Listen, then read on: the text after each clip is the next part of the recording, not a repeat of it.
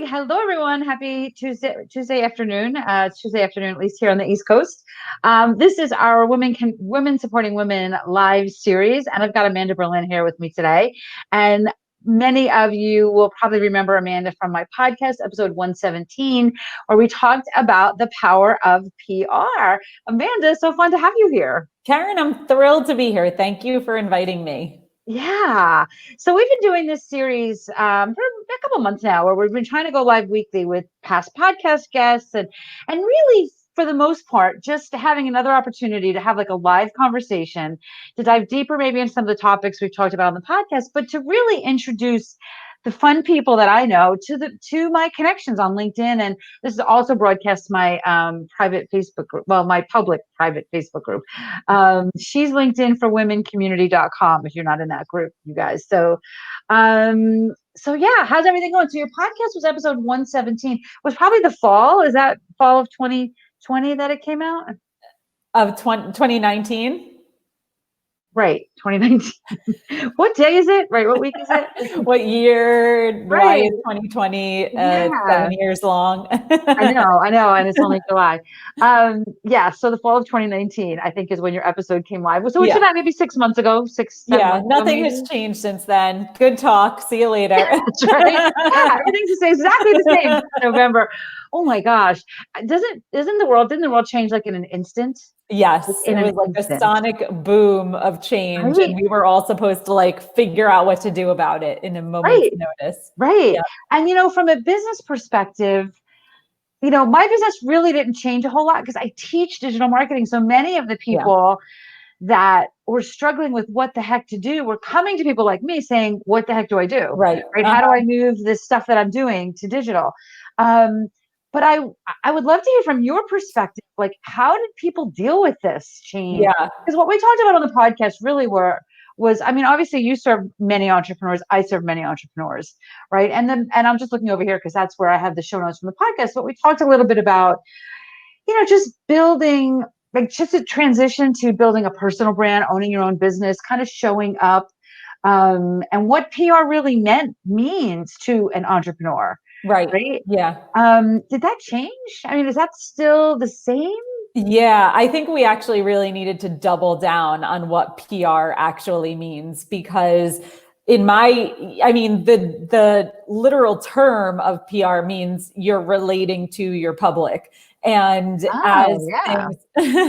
as things happened in the last 6 months or so, we really needed to double down on this service and the value that we can provide to our community during a time where everyone was just scrambling to figure out what they're supposed to do right now. And I found that the people who have weathered this as successfully as possible are those who figured out how to continue to serve in a real genuine way, while also not, sacrificing their bottom line entirely, but figuring out how to frame their offers, their sales in the context of service. Yeah, I agree with that. As tempting as it is sometimes to just climb under the covers and stay there till this is all over, whatever that means. Because I mean, it isn't ever going to be all. I mean, I think it is what it is, right? Yeah. We can't, right? Right. We can't. Mm-hmm. We can on occasion, right? Like, I feel like, what used to be like ups and downs and mountains and valleys in life is now ups and downs and mountains and valleys within an hour. Right. Right? like you just like, oh my gosh, I can't deal with this for one more second. And you need to just take a breather and then come back. So I feel like we've had to give, kind of grace to people that are struggling through this, but at the same time, remind them that they have to find their way out. Yeah, and they have to continue to serve, because you don't have to, right? But if you want to, the people that are not just surviving, but thriving are the people that are taking this time to kind of, I think, review and to find out, to see how they can continue to serve. But how do they get that message out there then? I mean, because now there's so much more noise on social because everybody's online, right? So how do you stand out?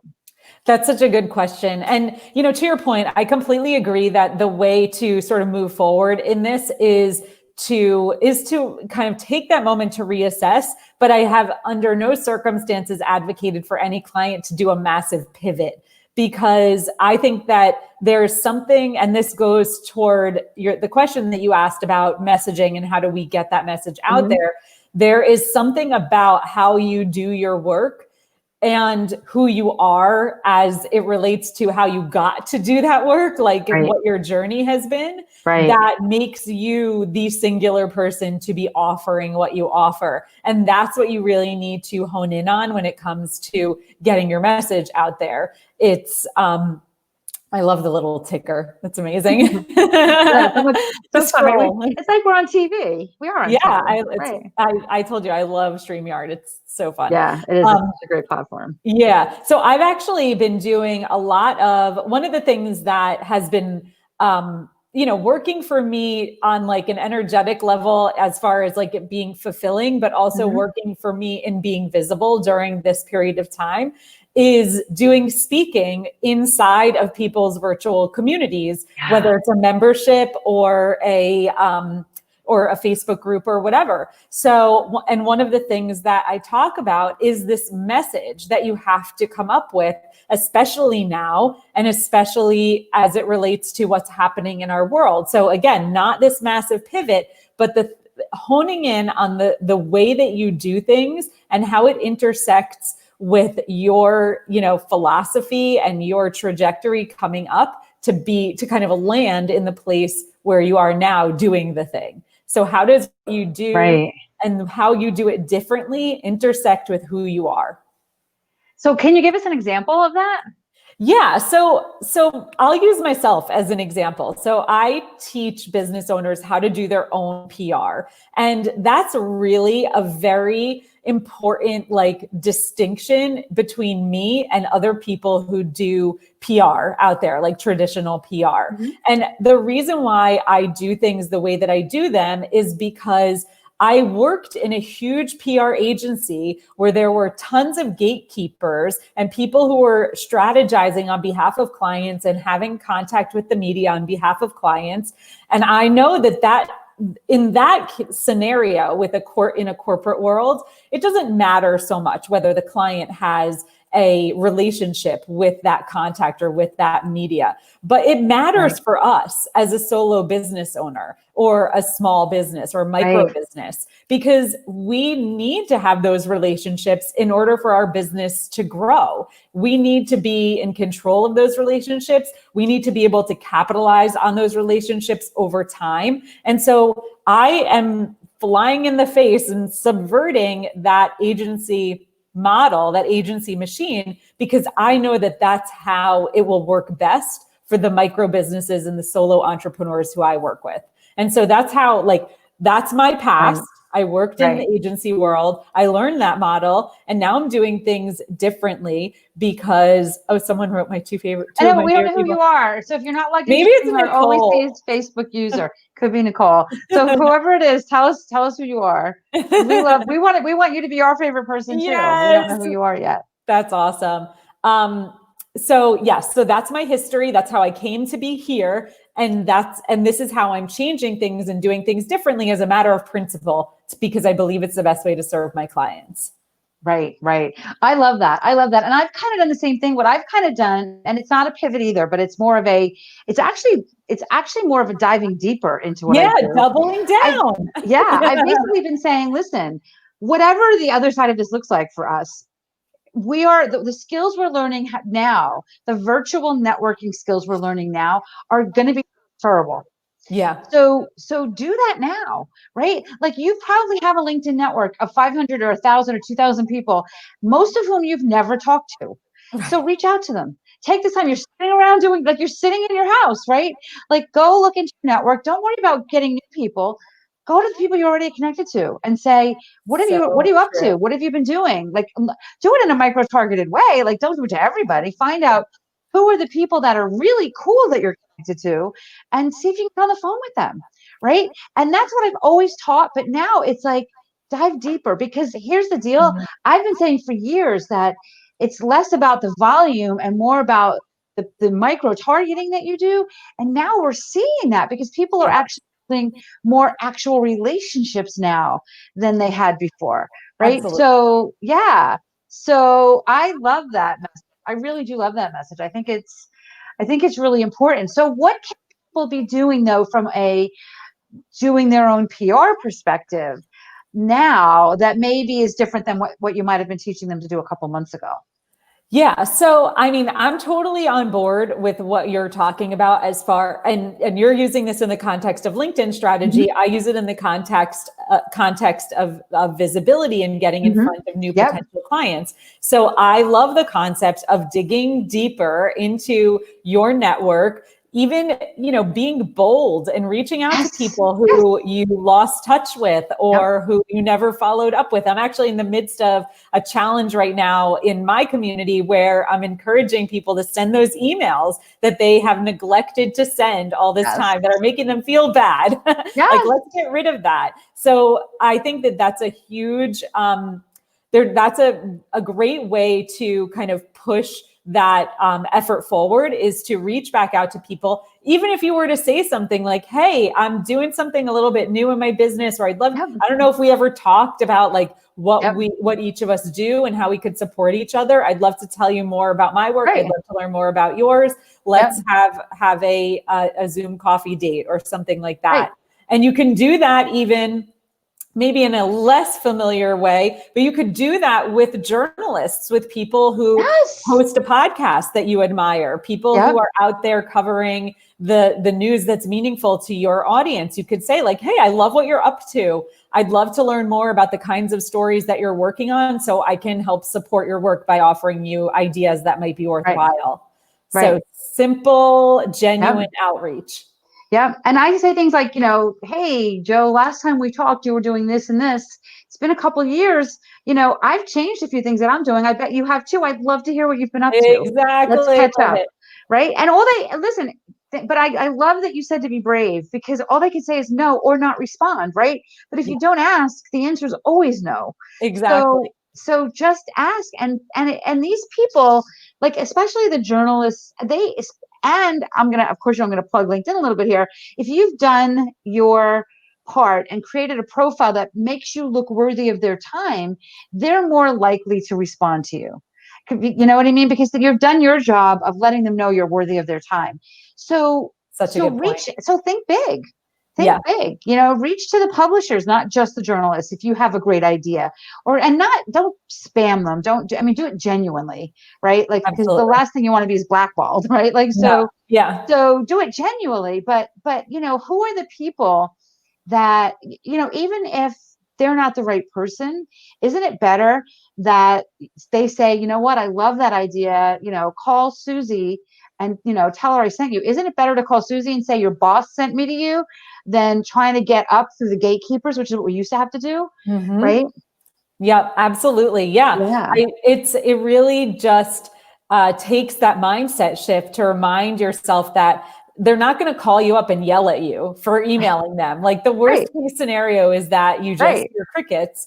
And you're absolutely right. I say that all the time. The risk of just hearing crickets is exactly the same as if you took no action at all. But so if you're willing to kind of like exist with nothing happening, then you may as well just send the email, because the odds of something better happening are good. Yeah, I love that challenge. And so I would recommend everybody listening to this do that, and then drop a link below and tell us, who Amanda inspired you to reach out to, especially if it's somebody, publicity related. I mean, I think that, there's times that I feel like I'm getting a little tired of hearing about all of this, but at the end of the day, it is still newsworthy. So if something you're doing is supporting people in this virtual world we're living in now, tell people that. One of the first things I did, and I remember having this conversation. So I was in Florida in the beginning of March, and I literally got on a plane a couple of days early, because I'm like, I may not be able to get back home. Like, I need to get home. So but I remember being in Florida when I was giving this advice. So it was like March 10th or March 8th or something like that. I was telling people, if you offer services that are virtual, even if by the nature of the service, it's virtual, like you're a coach or something, put the word virtual in everything you do. Interesting. Put the word virtual in your LinkedIn profile. Put the word virtual, because people are now looking for, even though, like, like I have a client who's an event planner, and he's always done virtual events as well, but we revamped his LinkedIn profile to really double down on the virtual events that he does. And Yep. he's getting call after call after call, Totally makes sense. because Yeah. so it's something he always did anyway, right? But you said doubling down. So we're saying double down on what people are looking for now, and Yeah. what their search terms are looking for now are using the word virtual. Yeah. So if you're reaching out to a journalist and you do virtual events or virtual something, you're who they want to talk to, right? Yeah. Because they don't know how to do this stuff. They need us. I Exactly. love that. Exactly. Yeah. And right. So there's the point again about not doing a massive pivot, but doing like a micro pivot to highlight Right. aspects of your message that are relevant to our moment. Right. Cool. Cool. So Yeah. what's been happening in your business, Amanda? Anything new? What's going on since we talked in the fall? A lot is happening. So I actually had an event that was scheduled, an in-person event. I remember I that was watched scheduled not for March happening. 19th, right? You Yeah. watched it not happen. Yeah, I did. I watched it not happen. Sorry, but I did. I watched it. I was like, oh, Yeah, shoot, Amanda's got exactly. to cancel her event. Yep. Yeah, so I had to postpone it. It's actually going to be a year from when it was meant to be. We just made the decision to postpone it to March of 2021, but I had to really kind of dig in and pivot and see how I was going to revamp my visibility strategy and my marketing for the, with this unexpected plot twist. So like I said, I've been going into groups quite a bit. Actually, what's interesting is that, as a result of me kind of stepping forward and being open about the fact that this massive hiccup happened and I had to pivot, and I was talking about, how can you be visible in the face of all of this going on? Invitations to speak in other people's communities started to come in. And so that really became my pivot that became my visibility strategy, was taking advantage of those opportunities. I had to pivot, and I was talking. Whoa, sorry. I was actually looking at, it was Nicole. I was looking to see if I can find out who that was. It was Nicole LaLoya that was posted that. And then when I turned it on my phone to see who it was that posted it. Right. Amazing. Yeah. So tell us about the event though, because maybe there's some people watching that will want to come. Yeah, absolutely. So it's called Pitch School Live, and it is a day-long event where we're going to talk about developing that rogue message that I talked about in terms of figuring out how what you offer is uniquely different in your space and is determined by your unique story. And so that's something that trips people up quite a bit. It's frustrating to try to figure out what's important about your story from the inside. So we're going to do it as a community with my guidance. So we're going to craft your story, your unique narrative, the comments are amazing, but I get lost in reading, and then I'm like, oh, what was I saying? So yeah, we're going to craft your message, your story, so that you are going to connect with more of the right people out there who are going to be meaningful for your business. And then we talk about where can you put that message? What is going to be the right platform for you to utilize to elicit the goals that you are looking for in your business, whether it's just to be known more, whether it's to be thought of as a thought leader, whether it's to gain new clients. There are different visibility tactics that work for all of those things. And so we clarify what direction you should go in. And so it's going to be great. I mean, I have you're in New Jersey, I'm in New Jersey. I have a New York contingent, Manhattan, or New York City, I should say, contingent. Amazing local community. I have people that are coming from like Toronto and Florida. So it's good that we're moving it further into the future so that everyone can attend safely. I feel really excited about that. But yeah, if this sounds interesting, you can go to amandaberlin.com/events to learn more about it. Cool. Awesome. Also very accessible as far as price point. Yeah. And it sounds like a great event. I mean, I love it. I love that I love that you have a really specific mission for it. Pitch School is a great name. Thank you. I'm speaking to the pro here, but yeah. So how else can people work with you? What other kinds of things do you have that people can check out while we're waiting for Pitch School? Yeah, absolutely. Well, you can join the challenge, which is called Connect Fest, which is happening right now. It's 5 days of email prompts and language that I'm going to give you for who to reach out to and what to say to them to reinvigorate your network or reconnect with people you lost touch with.